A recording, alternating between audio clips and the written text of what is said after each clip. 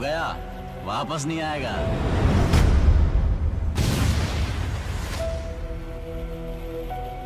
गलती कर दी तूने।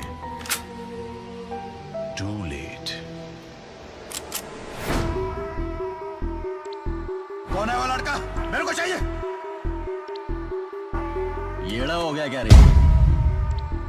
तू मारेगा या ये चिल्लर लोग मारेंगे?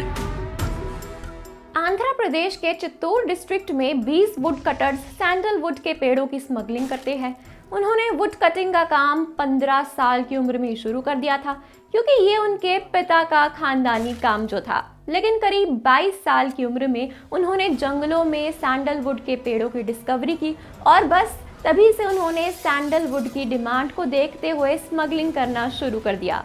लेकिन 2 सालों बाद आंध्र प्रदेश की पुलिस को इसके बारे में पता चल गया और इसी के चलते उन्होंने इन स्मगलर्स को कई बार वार्निंग देने की कोशिश भी की, लेकिन ये स्मगलर्स तो जैसे प्यार से बात मानना ही नहीं चाहते थे। और फाइनली उन्हें पकड़ने के लिए एंटी स्मगलिंग टास्क फोर्स को बुलाया गया और उन्होंने करीब 2 हफ्ते की प्लानिंग के बाद इन स्मगलर्स पर अटैक किया। जैसे ही टास्क फोर्स इन स्मगलर्स के पास गए तभी उन्होंने टीम पर रॉड्स और एक्सेस से वार करना शुरू कर दिया और अचानक से वो लोग 20 से 100 की तादाद तक बढ़ गए, जिसके बाद टीम ने भी अपने डिफेंस के लिए उन पर हमला किया।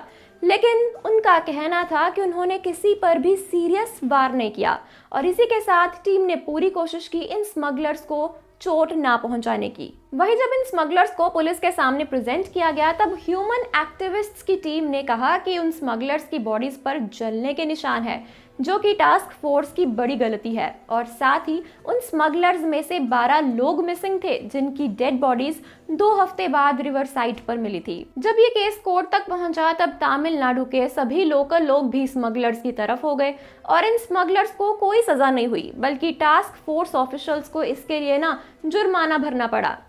पुष्पा मूवी के एंडिंग में हमें पुष्पा अपने मिशन कंप्लीट करके श्रीवल्ली के साथ शादी करने पहुंचते हैं, लेकिन इस बार ऐसा पॉसिबल है कि उनकी शादी के बीच में पुलिस आ जाएगी और पुष्पा के ऐसे ही किसी बड़े गैंग को एक्सपोज कर दे और यहाँ से शुरू हो जाए पुष्पा एंड गैंग और पुलिस ऑफिशियल्स के बीच एक नई जंग।